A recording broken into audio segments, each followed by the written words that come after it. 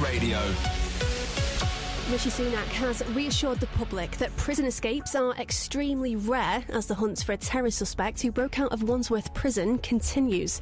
The Prime Minister has admitted he can't comment on whether Daniel Khalif might have had inside help because it's an active investigation. The former soldier is accused of planting a fake bomb at an RAF base and gathering information that might be useful to the UK's enemies. Still alive, Sharon and Joseph were ordering his repeat prescription and picking it up as if he'd been to collect it. Sharon and Joseph broke into Peter's flat. They started packing up his belongings, putting them into suitcases to make it look like he'd moved out. Sharon called one of her other male companions, Ronald Douglas, asking him to meet them at a bus stop. All of his neighbours started complaining of this foul smell, and he just blamed it when he was asked on a blocked toilet. Swinhoe and her accomplices come up with another solution. Because the smell was so bad, Ronald Douglas agreed to buy a freezer, so the pair went and bought a £60 second-hand chest freezer and put the body in there. Peter's son actually tried to call him to tell him this exciting news that he'd just become a granddad for the first time. Sharon answered the phone and told his son that he was sleeping. This is Rock FM. A former couple have been found guilty of murdering a dad of two who was shot and doused in acid in Wigan. 38-year-old Liam Smith was left for dead outside his home in Shevington last November.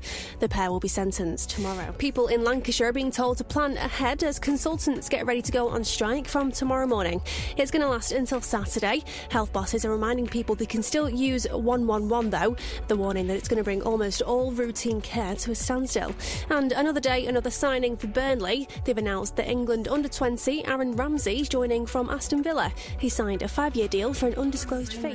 Even, being inside, everyone was saying, was it a gunshot? Was it a balloon going off? Was it something with the sound equipment? So at what point did you actually find out that it was a bomb?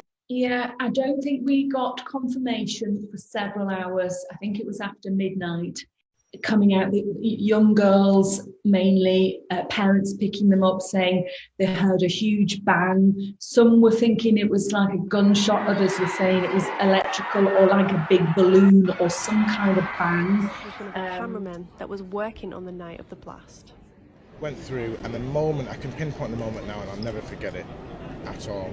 Walking up and I see two women walking towards me in blood-stained Ariana Grande shirts, and that was the moment that I knew something was... He came to the UK in 2000 to study, where he went to the University of Leeds. His family actually worked really, really hard to save money so that he could study in the UK and achieve his goals and his dreams.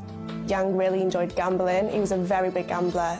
He'd go to casinos quite often. He always gambled within his means, though. He was never irresponsible in that respect. Even though he had the money to gamble, he never went above and beyond.